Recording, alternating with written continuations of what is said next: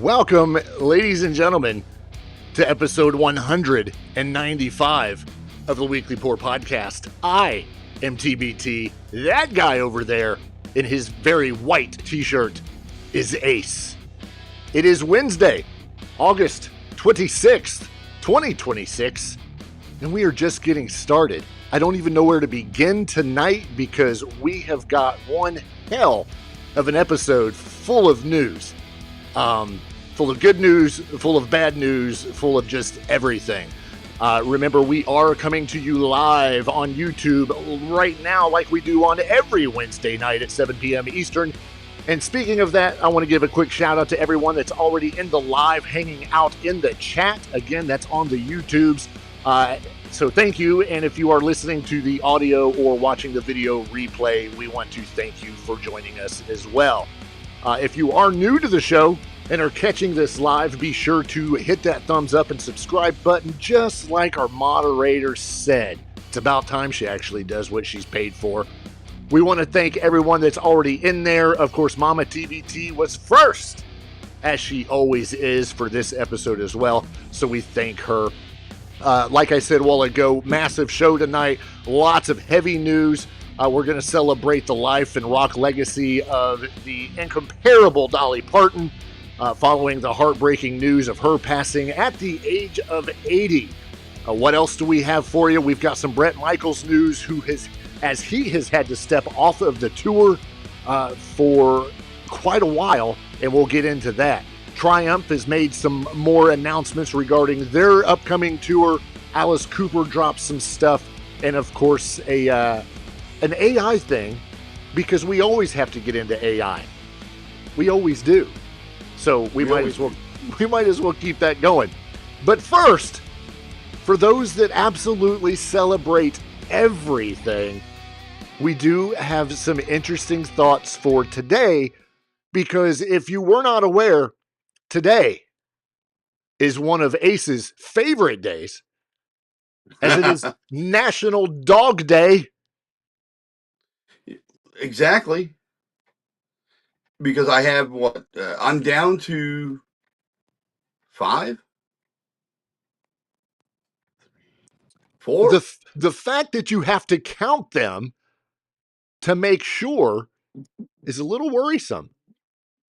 I think I'm down to 4. Okay. One, you started off at 5. well, there were 5, but one comes and goes. 4.5.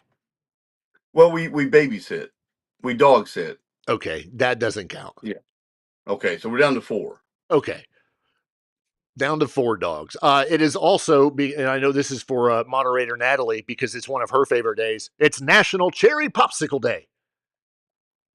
Who declared that? Why? The cherry popsicle people. The lobby. The cherry popsicle lobby. Yeah, exactly. But most importantly for today, whether you put yours up with the front flap or you do it with the back flap, like a mullet, today is National Toilet Paper Day. I mean, just imagine where we would be without toilet paper. What do you do to celebrate National Toilet Paper Day? Well, National Toilet Paper Day is your day and my day to make sure that it's just not shitty. I walked you right into that. Yeah, you did, and I appreciate it. And see, the moderator already said, yay, love me a cherry popsicle. I wasn't wrong.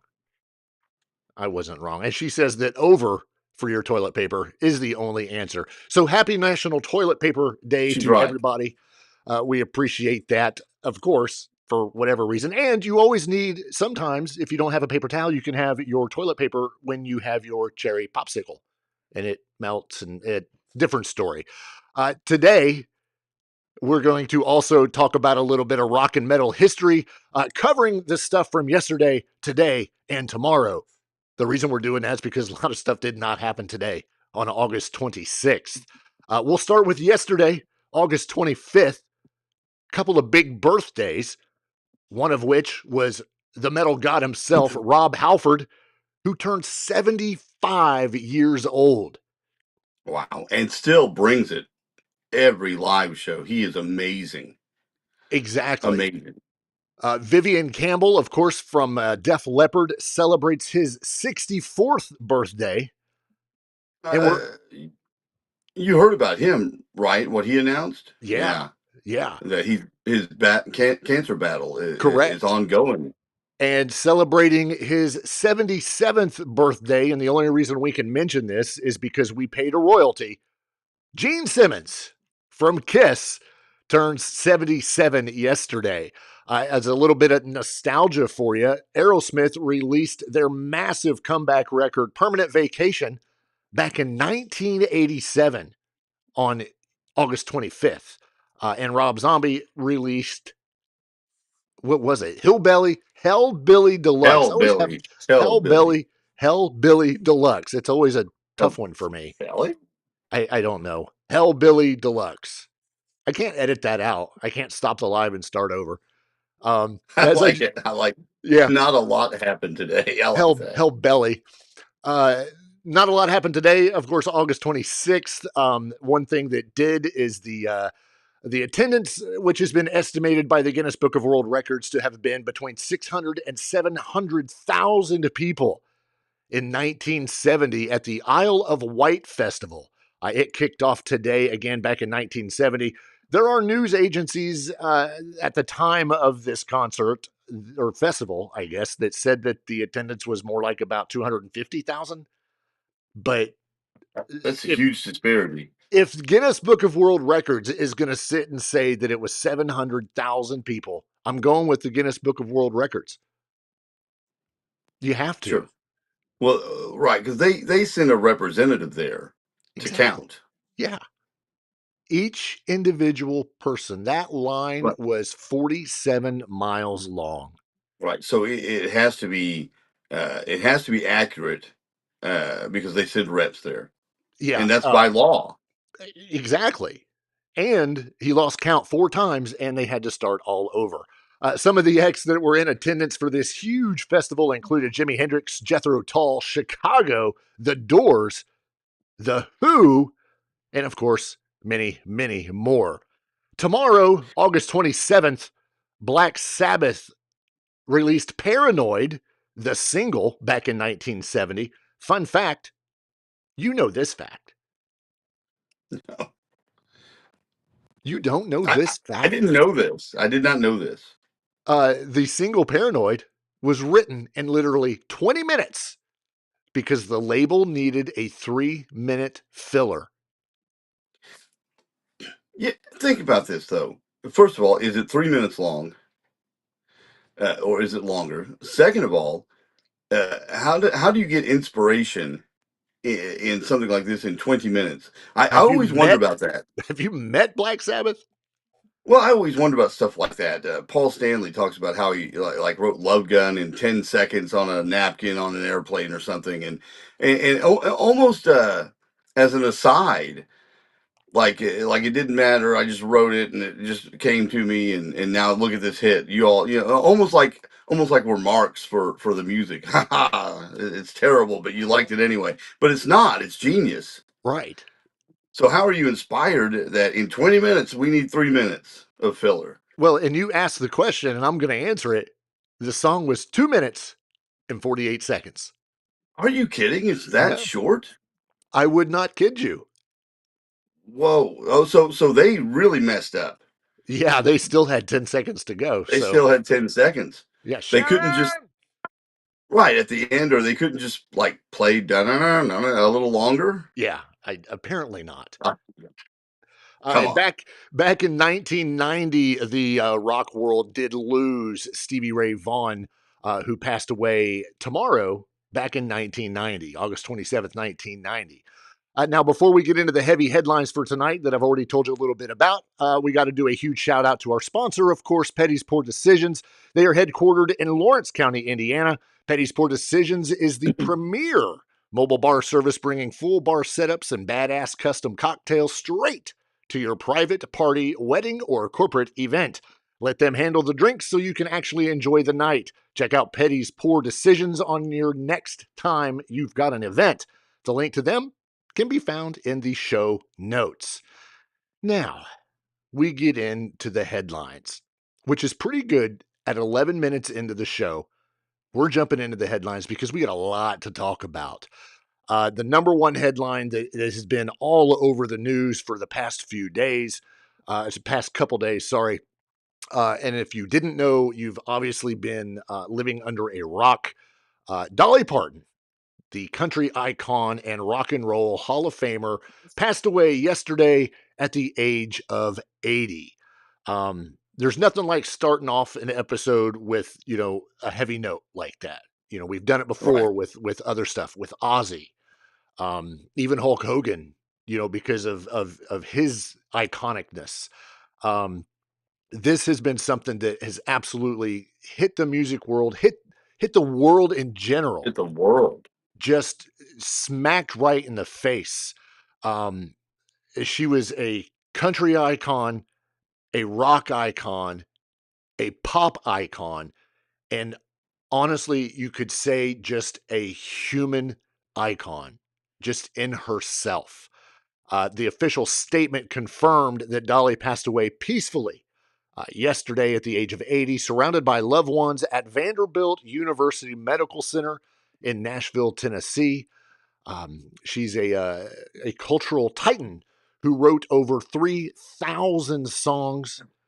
She sold over 100 million records and basically built an unmatched legacy across 60 years. It is so hard to really put into words and to really grasp a perspective about everything she has done. And I'm not talking about just in the world of music, just No, her persona, just Dolly being Dolly.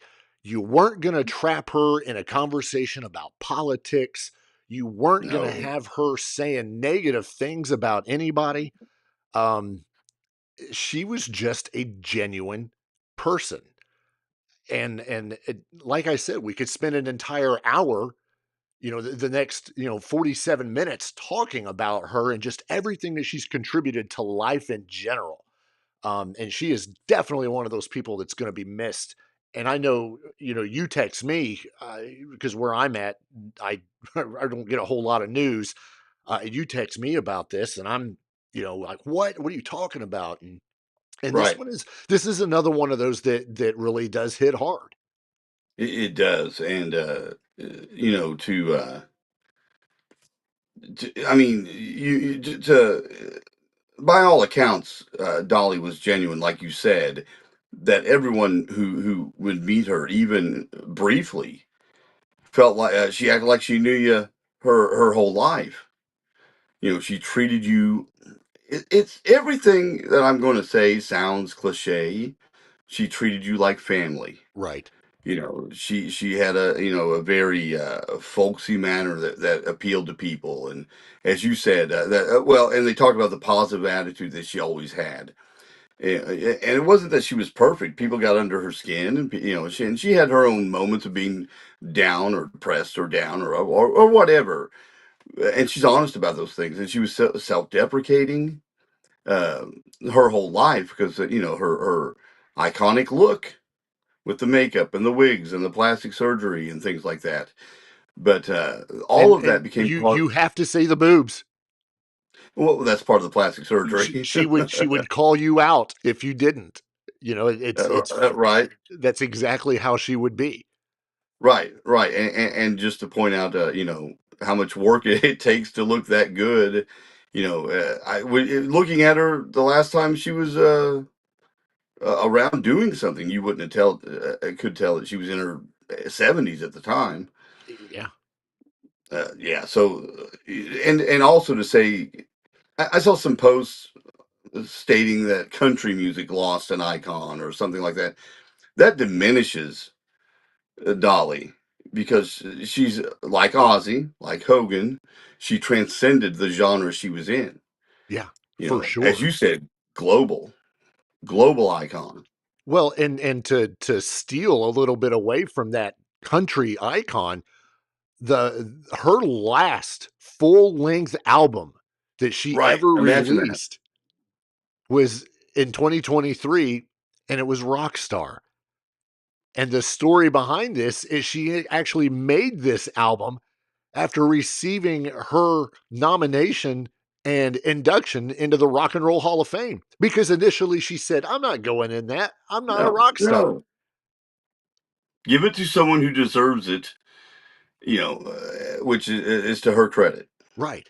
Exactly. But what does she do? She puts out Rockstar. Uh a- and it's not just her, redoing rock songs. I mean, good Right. grief.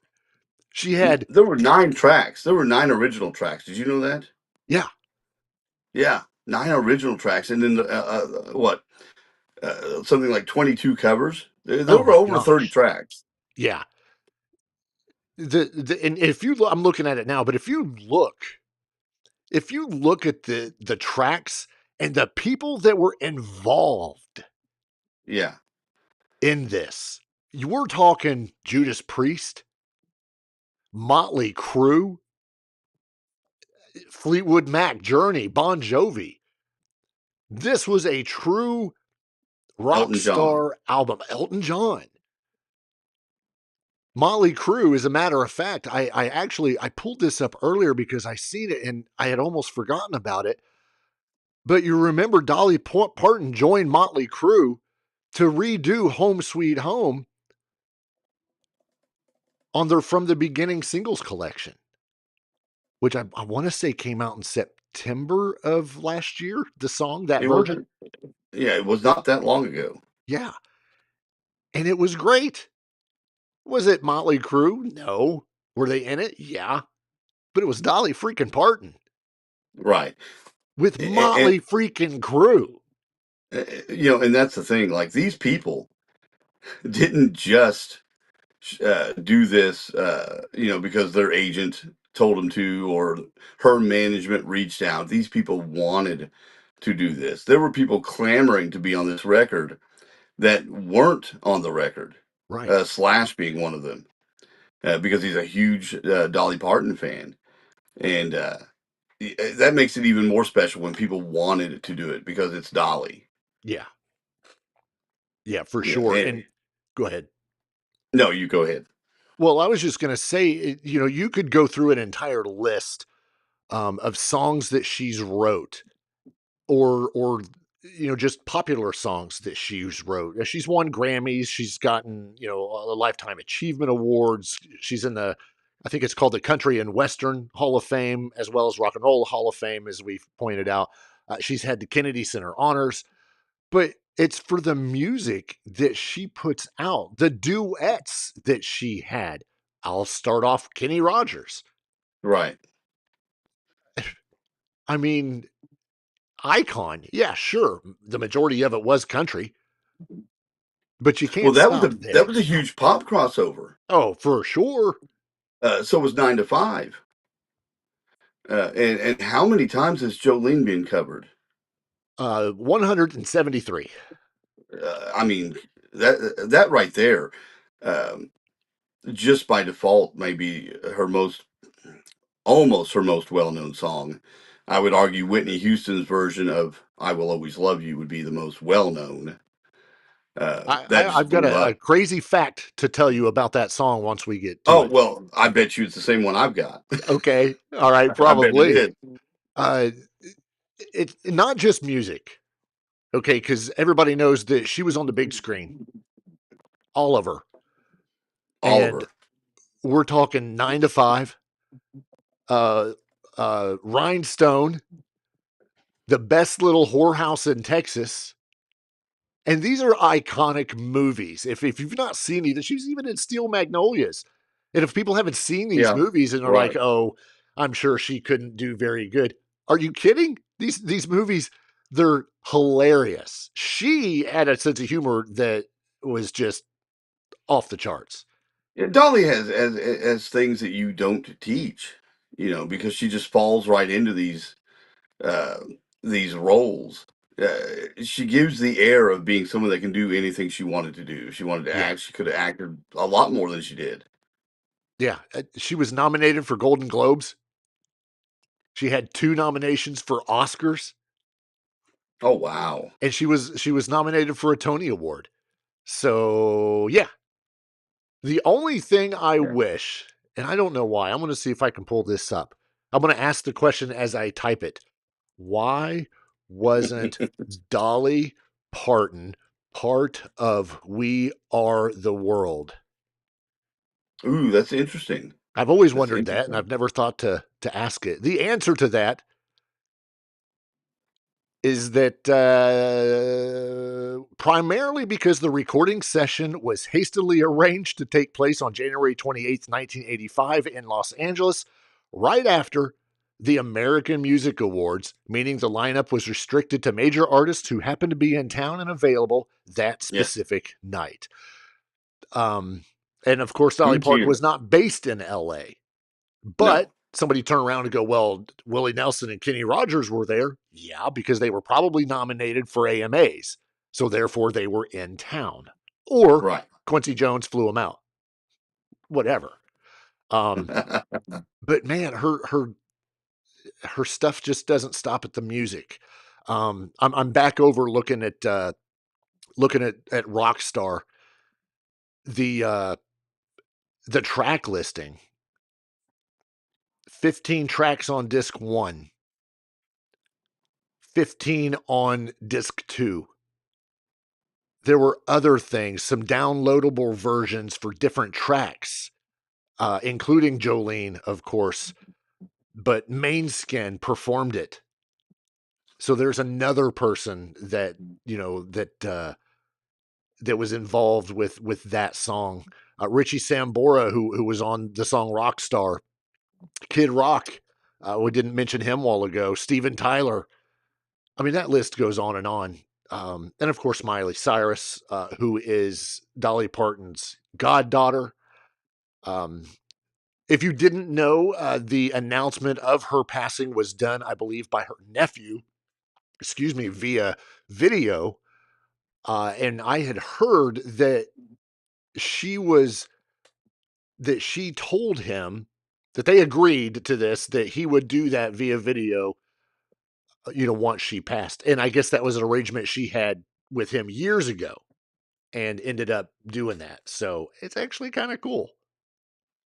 And you're going on about, of course, her extensive resume, but I think the bigger part of Dolly's legacy is her charitable events, her charitable contributions, Oh my gosh.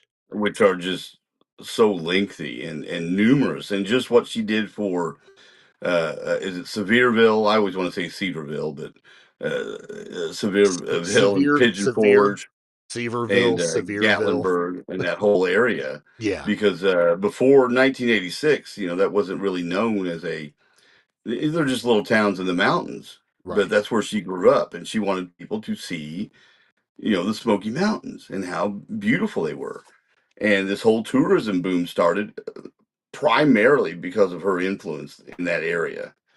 Uh, Dollywood, yeah, which is a big one. That was started in '86 in Pigeon Forge, and that sustainable economic growth helped a lot of people in that area get jobs and uh, earn money from just the tourism of it. The one of the Yeah, Dollywood's the biggest employer of Seaver County. yeah, one of the biggest you just mentioned, excuse me, you just mentioned charities. The charity stuff that she does. She has what is called the Dolly Parton's Imagination Library. Uh, Right. and it gives free books worldwide. And I think I read somewhere that it has been over 330 million books. To put into perspective just how important this is, for those that pay attention to the whole Travis Kelsey, Taylor Swift stuff that happens, I believe it was right before their wedding. Together, they donated $2 million to this imagination library. So this isn't something that's just dollars and cents and pennies and nickels. This is No. huge. They send out over 1 million free books each month to children, and that's what it was about. It was just about giving back. and that's Right. what she did. And that's something that will continue, whether she's actually, here with us now in person or in body and soul, but her spirit and her legacy will continue that on. So Right. It's someone that you can listen to a song that she's performing and yeah. not only think about that song, but you're thinking about uh, her, and it might lead to this legacy that we're talking about. Well, That's what that does. You listen to one of her songs, you're like, man, that's Dolly. Listen to that great song, that great voice, because she had a beautiful voice. I don't think I've ever heard a voice quite like that since. That very, just a beautiful voice. And then it leads you to these other things that she's done in her life. That's a great way to have your legacy remembered. And at and go ahead. at 77 years old, she was either 76 or 77. This is the same woman who performed at the Dallas Cowboy Thanksgiving halftime show in Yes, yes. In 2023 in in the, uniform. the Dallas Cowboy cheerleader uniform, which uh, I was blown away that she did that, Yeah, and it looked great. she didn't care, No, but I mean that's what you're having all that work done for, right? That's what she tell you. right. Yeah. Somebody asked her if they were real or fake one time, and she said that, oh, they're absolutely fake. I mean, she doesn't grow nails that look like that. There Right. are some random facts about Dolly Parton. I'm going to go over a couple of them. I will not touch the one that I think you're going to talk about. Um, she may have had a wig for every day of the year. Of course, she was known for her signature blonde hair, but she had a very impressive collection of wigs because most of the time, that's what she wore, was just a wig. If you didn't know, she also had tattoos. The tattoos that Really. she had were small and they were used to cover scars, which I found very interesting because a lot of people do that. Um, she has said before that she sleeps in her makeup, which I think is quite funny. I can imagine the laundry bill, even though I'm pretty sure she does not have a problem paying for that. And she was raised alongside 11 siblings in a small cabin in Tennessee. But the biggest of them all, in my opinion, is probably the one you're going to talk about. Are you talking about when Elvis offered to Yes. record "I Will Always Love You," and she turned him down? Um, so typically, um, that's another thing. Dolly was a very smart businesswoman. Even as far back as when this was released in 1974, her version, released in 1974, uh, hit the number one country chart. "I Will Always Love You," and Elvis fell in love with that song, and Elvis is known to either buy songs from other people and record them, or cover songs. Yeah. And it was always a prestigious honor for Elvis to do your song. It meant that you made it as a songwriter if Yeah. Elvis wanted to do one of your songs. And I believe the negotiation actually came down between her and his manager, Colonel Tom Parker. Correct. And right, and the offer was what, for half of the publishing 50% of the publishing royalties. royalties from that song. Okay, it's already a number one country song, so she knows what she's got. And she also knows that down the road, this may benefit her. So Colonel Tom's offer is you get 50%, which is better than 100% of nothing, right? Yeah. But when it came down to it, she told Elvis and Colonel Tom Parker, no, I'm going to keep my song and you can go find someone else. And years later, was it 1992? Whitney Yeah. Houston records it, doesn't get a royalty, doesn't get any of the publishing on it, and that song turned into an even bigger hit years and years later when she recorded it. And the money that came from that, can you imagine the money she made off of that song In an just from Whitney interview, doing it? in an interview that I saw, there was something where somebody asked her if she was upset that people consider that song to be Whitney Houston's song. Right. Right. She said she did not care. They could call it whatever they want as long as the money keeps rolling in. And there's been some figures I've read that she's easily gotten over $6 million just from that song alone. I wouldn't be surprised if Uh, it's much higher than that. right. Because the people that know and the fans that she had knew where that song came from. Oh yeah. All Whitney did was bring it to a broader audience, and Yeah. her delivery is absolutely totally different, and it's Mhm. a powerhouse delivery, and it's a great delivery. It's a great version. But yeah, I think she was probably honored to do that song, and yeah, it made a lot of money. And think what she did with that money, the 6 million we're talking about, the minimum we're guessing. Yeah. You know, Dolly probably put it right back into some charity or community or something. Exactly. Moderator Natalie just tried to challenge us by asking, "Do you know who she wrote that song for?" The answer is Me, yes. Well, yeah, I'm going to say she's probably asking both of us, but I know the answer. A lot of people think that it was the fact that she wrote it because of a scorned lover or a romantic partner, but that is not the case. She actually wrote it about and for Porter Wagner because I like her contract or something was up right? and they couldn't agree, so she was leaving and she ended up writing that song um, about him for him, Really? and he even got Well, to listen to it. She sang it to him the very next day after she wrote it. wow, I didn't know. If you Yeah, don't know, she got her beginning on the old Porter Wagner show right. back in the late '60s, right? It was probably late '60s, Late 60s on into the early 70s. right? And so her contract comes up, and this is the song she wrote to kind of put a button on that part of her life, her career, I guess. Yeah, Fascinating. exactly. A couple other things to mention in regards to this: the next Atlantic hurricane that gets named is going to be named Dolly. This is absolutely coincidental. It is not something that was changed just because of her passing. It just so happened that if you looked at the 2026 list of Atlantic named storms, Dolly happens to be the very next one. And I thought that was crazy. Right. I saw a meme earlier today where somebody said that we have lost the light and the dark of the world now that Dolly is gone, as she was the light, and of course Ozzy, who was the dark.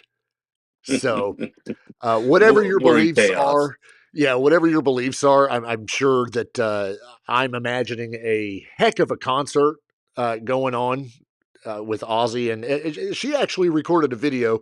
Not to get off topic, she recorded a video for Back in the Beginning for Ozzy, and it was Oh, really? played. Um, it was played there since she wasn't there live. So yeah, it's phenomenal.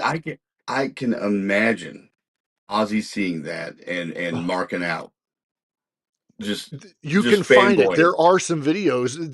They've talked before. There's been some other things where she had sent him a birthday post or a video, wishing him happy birthday, singing him happy birthday. There was a connection there, which I Wow. find absolutely fascinating. Absolutely Right. fascinating. Um, but yeah, again, we She could. she probably got a real kick out of him. Oh, absolutely. Think about it. Yeah. You did what with them ants?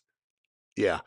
Uh, I've already said we could do this whole episode on the legacy of Dolly.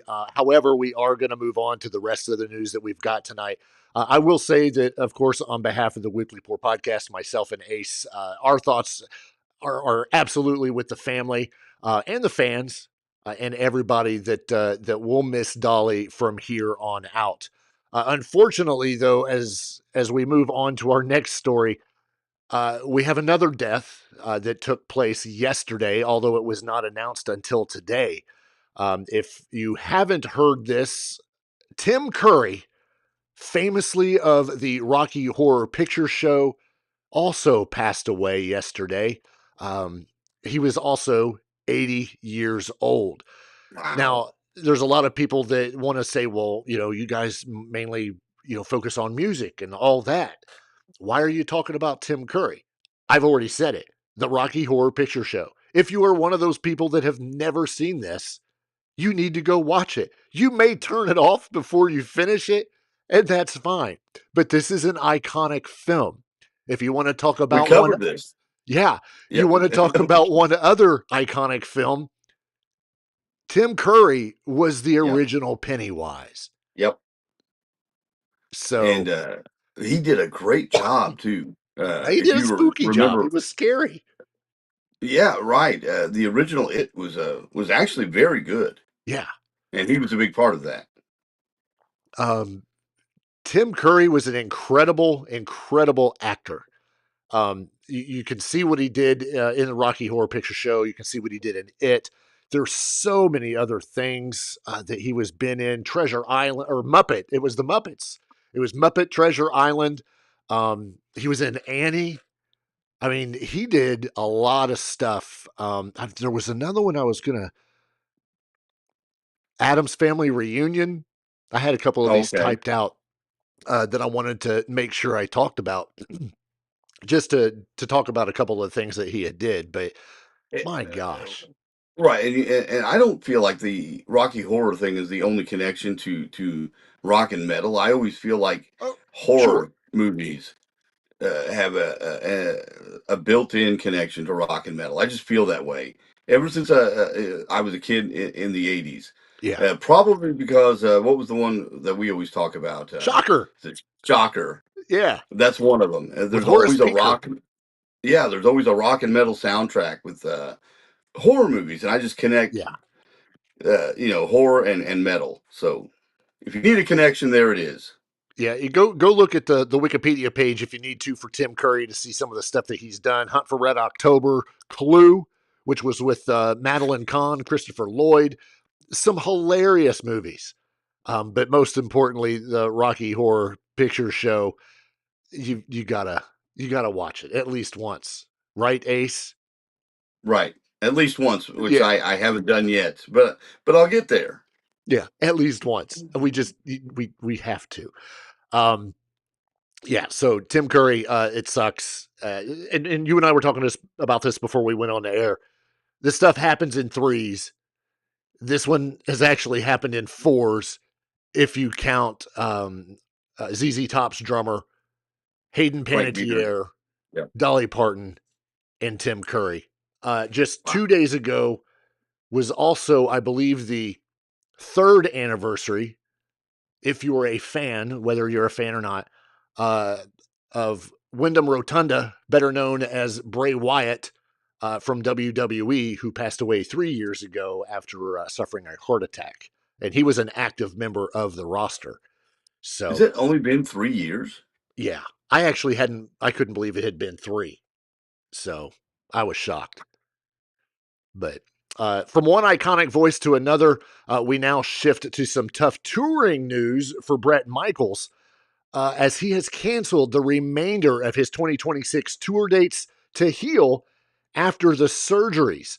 Of course, Poison frontman Bret Michaels announced he's taking the next several months off from touring through the end of 2026 to do what he says, heal and get back to 100%. He underwent surgery in June for a kidney stone and a stent placement after playing 3 shows in intense pain before being hospitalized. He attempted a comeback in August in Sugar Hill, Georgia. This was just Just a couple days ago. the 21st, I think it was, so maybe 5 days ago, but realized his body wasn't fully recovered and consulted doctors, and they said, yeah, you're done. You need to shut down the rest of the year. Yeah, he was doing those shows to test out, how he felt Yeah, because he was supposed to headline Saturday night at the Monsters on the Mountain festival in right. Knoxville, Tennessee, and they ended up, I believe, pushing him out because he had to cancel, and extending Night Ranger's set Yeah. was part of the deal. And I get it. Brett likes to work, but I mean, at some point, you have to listen to your doctors, or you won't be working at all. This dude is a road warrior, though. He's got type 1 diabetes. In 2010, he had a brain hemorrhage. He's now been dealing with all this stuff with his kidneys and urethral tract, whatever it is. I'm not a doctor, wherever he had to have the stent. But Yeah, right. But we've got a tour. We got a Poison reunion next year that we want. right. So does that partially have some ingredients to this? Does this add a little bit of, yeah, maybe I need to shut down for the rest of 2026? We're not talking like a couple weeks. It is only August in the Right. touring mind frame. It is not the end of summer yet, but it's August. We still have 4 months left of this year. That's taking these next 4 months off, which is going to end up being more than four because nobody tours in January, No. usually not February. So now you're talking at least maybe 6 or 7 months off to heal and hopefully come back and give us this full Poison Stadium return in 2027. Only time will tell, but we hope that this is going to be enough for Bret Michaels to get better because nobody wants to see any of this. No. And again, listen to the doctors. Do what they do. What they say. Don't push it. And, I don't. I can't remember how old he is, but he is in his 60s. Correct. Yes, He doesn't act it or look it, but he's in his 60s. At some point you've got to know your body and just relax a little bit because it'll be better when he comes back 100% and does right. this massive tour that we're all hoping to see with Poison. Poison. 63. He is 63. 63 years old. By no means is 63 old, and that's coming from someone No, who's not far from 63. yeah, next you year. know, not next year. I got a little time, but I'm a stone's throw. You know, Yeah, very small pebble. I'm a Hail Mary, a long Hail Mary, It depends on but who's throwing the still, ball. His doctors basically just said this: we'll be pulling Brett off the road. Plain and simple. period. Yeah, he wanted to attempt the show, but there's a much needed period of rest and slow recovery ahead. Slow recovery. I didn't say just recovery, slow recovery, Slow especially recovery. considering the heat and humidity during the summer months and the effect it can have on his blood sugar levels. So it's not just That's all about, you know, no, that's the biggest problem he has that holds his health yeah, hostage is his diabetes, yep, and he has to be and careful has on for how he years. manages. Yeah, he has to manage that, and he's done great for years. It's not that he doesn't know how to handle it, Right, but again, like you said, the heat and it's a kidney thing, and I mean, we just don't want to take chances. right. So hopefully this is what works, because we need Brett healthy and we need Poison to tour in 2027. Right. Speaking of tours, while Brett's stepping off the road to recover, there's another band, a powerhouse from our neighbors up north who aren't getting charged a tariff.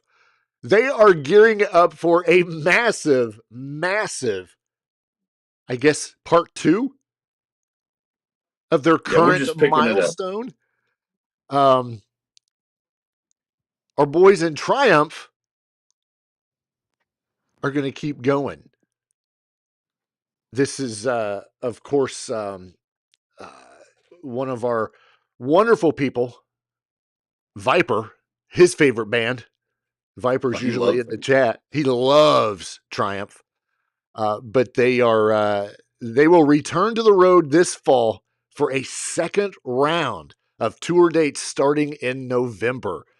April Wine will once again appear at all the concerts as well. The next leg of the Rock and Roll Machine Reloaded tour, which is celebrating the band's 50 years of music, will launch November 17th in Grand Rapids, Michigan. They are set to perform a total of 16 shows as of right now, wrapping up December 12th in San Diego.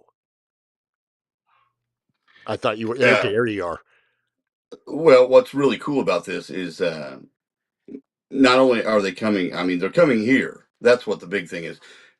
You had talked to during the first round of tour about holding out, seeing about tour dates being added closer. Because I went to the St. Louis show. Right. I didn't care. I needed to see this band. I needed to see this reunion, but they are coming to Fishers, Indiana, which is right next door to Indianapolis. They've got a beautiful new hockey arena there. It's the Fishers Event Center.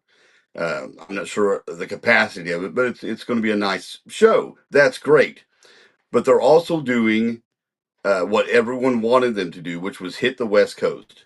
They'll Yeah. be in Oakland. They'll be in L.A. at the Forum, because you were knocking them, me and you talking. You're knocking them about playing in Paoli or something. They're playing the Forum. Yeah. That's a full on arena, buddy. But they And might as well be playing Paoli because the Fishers Event Center has a capacity of 7,500 people. not bad. It's No. not bad. And you could fit that Yeah, many people on the hill at Castle Knoll. yeah, right. But look at this though. That's I mean, there are several arenas on this list, which I would love to see ticket sales, but those are hard to Yeah. get. I'd like to see how these sell because man, if they could sell out at the arena in San Diego, in L.A., Oakland, that would just be amazing. Vegas. And it would, yeah, they got a show in Vegas, Reno. That's at a theater. Right. So I mean, shoot, they're have guitar will travel. We don't care where we play. For sure. The Fishers, Indiana show on November 27th at the Fishers Event Center, that is on Black Friday. So if you are looking Right. to get Ace a Thanksgiving gift, as you Please. should for Black Friday, you should get him 2 tickets. That's one for each of us to the Fishers Right, Event right. Center in Fishers, Indiana, November 27th for Triumph. And it's worth the ticket. And I'm really excited to see what this looks like indoors. I Uh, was going to say that. yeah, because I saw them outdoor at a amphitheater, and it was fantastic. It was phenomenal. But I can't even imagine what this looks like indoors with the lighting and the laser show they do and all the stuff they do. Right. It'll be awesome. Yeah, it should be, and it's cool to still see them, still going, wanting to do another leg. I'm They sure got the that was the bug. plan the whole time, but No, they to will. I get don't think they were sure. I don't think they were oh, sure. they were sure after the first week of sales. I think after the first week of playing and seeing how they did and how they felt and how good this sounded, I think they decided then. I Oh, really for do. sure. So I'm excited, and I'm glad they could fit Phil X back in and Todd Kearns, and you know get their schedules lined out because those two are in demand and very busy. Yes, very much so. Speaking of legendary frontmen putting together monster live bills, it's not just Bret Michaels who's stepping off. It's not just Triumph, who is continuing on after 50 years. Alice Cooper has just dropped a powerhouse for his holiday lineup. This is something that he does out in Arizona. It's a very cool event. This is known as one of Phoenix, Arizona's signature holiday events. This is the 24th annual Alice Cooper Christmas Pudding fundraising event. It returns to Phoenix on December 12th of this year at Celebrity Theater in Phoenix with another powerhouse lineup featuring, of course, Alice Cooper, hopefully a healed Dee Snider, who most recently, I think yesterday, broke his shoulder. That's a whole Ooh, nother story. Uh, wow! Joe Hottinger of Hailstorm with Lizzie Hale of Hailstorm and John Five and the Creatures. Phenomenal lineup. There's not a whole lot out about this yet, as far as like, are they going to be performing? What's going on? But this is an event that's put on, and the proceeds from this event directly benefit music, dance, art, and vocational programs offered to teens from the age of 12 to 20. 12's not a teenager, neither is 20. Whatever, not my program. Alice Cooper's, and it's at Alice Cooper's Solid Rock Teen Center that he has in Phoenix, Mesa, and Goodyear, Arizona. Alice Cooper basically says that they are excited to celebrate their 24th year with another incredible lineup of artists who genuinely give their time and talent to support the teens at our 3 teen centers. Tickets, of course, can be purchased if you're going to be in the Phoenix, Arizona area. All you got to do is just Google that Alice Cooper's 24th annual Christmas Pudding fundraising event. I love the name of that. What is it Uh, about the word pudding? Christmas I, I pudding. I don't know. It is seemingly fun to say. It I hope is. I hope he's not making the pudding. I don't know if I would trust Alice or anyone in his No. circle to make the pudding because have you seen their shows? I mean, they chop Alice's head off and all sorts Yeah. of things. Yeah. Uh, Is it I don't want their figgy pudding. pudding? Is it bread pudding? Is it butterscotch pudding? What kind of I need to know the pudding. I do too. I don't But know. yeah, this is another celebrity, another rock star giving back, and I love that. As moderator Natalie says, everybody love pudding. We need Said what it just like she's that. talking. She's talking dirty again. I don't know if she was this time. Are you sure? No, I am not sure at all. There you go. A new study suggests that artificial intelligence was used to create nearly, now get this, 40% of the music released in July 2026. We're talking 1 month. Nearly 40% of the music released was AI. The research also raised the question of whether nearly a third of creators were lying when they said they hadn't employed AI in their songs. The figures emerged a month after the Submit Hub platform launched its AI detection tool, which is called SH Labs, after identifying a growing disclosure problem that leaves listeners unaware of how the material they're hearing was created. This tool, used by Bandcamp, TrackSource, and others, analyzed more than 1 million songs released last month. Of those, 23.2% were found to be entirely AI generated, with an additional 15.3% containing AI elements which had been modified by humans. The recent study also found that 31% of AI generated songs were tagged by their submitters as not artificially generated. Um, yeah, It said there was a large percentage of producers I, that was that the were next part of this. Absolutely. right. So that got me wondering because when we say AI, are we talking about people like you and me just you know getting something thrown together and we're slapping it up on Spotify, or Right. are we talking about legitimate artists using AI, and then what are they using it for? I mean, we all know there's studio tricks that good mixers and 100%. producers can do. We all know that because you can make people sound 20 years younger just because of what you can do with a mixing board. Yeah. But what are they doing with AI? That's Here, what makes me wonder. here's my question. Um, the the 31% of the creators, I think I said 31, falsely tagged them as 100% human made. Here's a good question. Is hiding that AI involvement in backing tracks or lyrics, is that fraudulent to rock fans? I'm not talking about just lying about it. I mean, be upfront. No, just not talking about it, just But not is mentioning it. hiding it? You don't have to lie about it, but you're hiding it. Is that fraudulent to music Well, fans? It don't even have to be rock fans. are you hiding it, or are you just not mentioning it? Uh, Omitting the There's no fact difference. There could be no difference if you're just not telling it. Then are you hiding it? Yeah. because Well, I'm not it's hiding it. Nobody asked. When you submit a song, you have to put. That's one of the questions. Right. You should put a disclaimer on what was used, what was AI used for in this. And I just don't know because there's so many techniques. And is this just another tool? I mean, we had auto tune for years, and what is auto tune? I mean, you could probably now use an AI bot to auto tune, Yeah. doing the same thing you did 20 years ago. So I don't know. Um, I don't.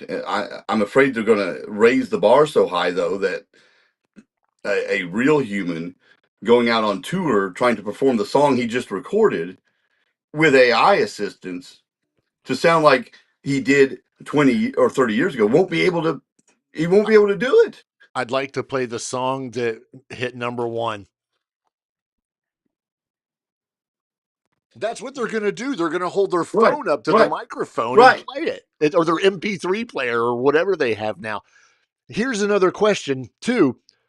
Are music fans ever going to be able to filter out AI? Is that going to be an option when you go searching for specific music on Apple, Spotify, whatever? Are you going to be able to click a button that says um, leave out AI music? We've had this Well, conversation somewhat before. You go to TikTok, you listen to rock and metal or country or any kind of music, you find AI generated songs. And I'll be the first to admit a lot of them aren't so bad. And then you're like, holy Nikes, that's AI. I think Spotify put out a notice that they were going to start marking the AI stuff, right? Right, So right. that it doesn't show up in your suggestions, which is helpful. What I'm looking at now is that a lot of it has to do in the studio with mixing and mastering, Oh, sure. using smart equalizers and compression and acoustic effects and things like that you use in the studio. But guide vocals. So vocalists use pitch matching and tone synthesis tools to hear how backing vocal lines or multi-part harmony will stack before spending hours tracking taking take after taking the booth. So now it's saying we're using this just as a sample, a demo, to hear Right. what this may sound like. Okay, why are you doing that when you just did it? Exactly. You could do what Australia did. Australia's recorded music industry will now bar tracks wholly generated by AI. They're going to ban them from official charts as burgeoning generative technologies threaten artists' livelihoods, according to a representative. This crackdown comes after a variation of Madonna's pop hit Like a Prayer, which was created by a producer using AI generated vocals and drums, has spent 16 weeks in the Australian top 20. Basically, they're saying that is taking away from an actual artist and them doing what they do. Um, Right. so What is kudos Madonna to getting from them. that? Yeah, probably nothing. Probably nothing whatsoever. But kudos to Australia for doing that because now they're looking out for the artist. Right. Right. I appreciate that, and hopefully there'll be more transparency going forward. Exactly. Ladies and gentlemen, that was episode 195. We are all out of time. I want to thank everybody who was in the chat watching and commenting. Majority of it was the moderator because she was trying to call us out and say hi to people and talking about Clue and Home Alone 2 and a bunch of other stuff. We do appreciate you guys doing this, joining us live. We appreciate you guys listening to this afterwards. If you are going to the Motley Crue show in Noblesville this Friday, be sure to look for me, TBT. I'll be there, and I'll probably have some stickers and maybe some other swag to hand out. Don't forget, if you want to call or text us, you can do so. The Viper did earlier. You can call us or text us at 747-333-8977, 747-333-8977. This was episode 195. We are 5 away from 200. Next week, more news.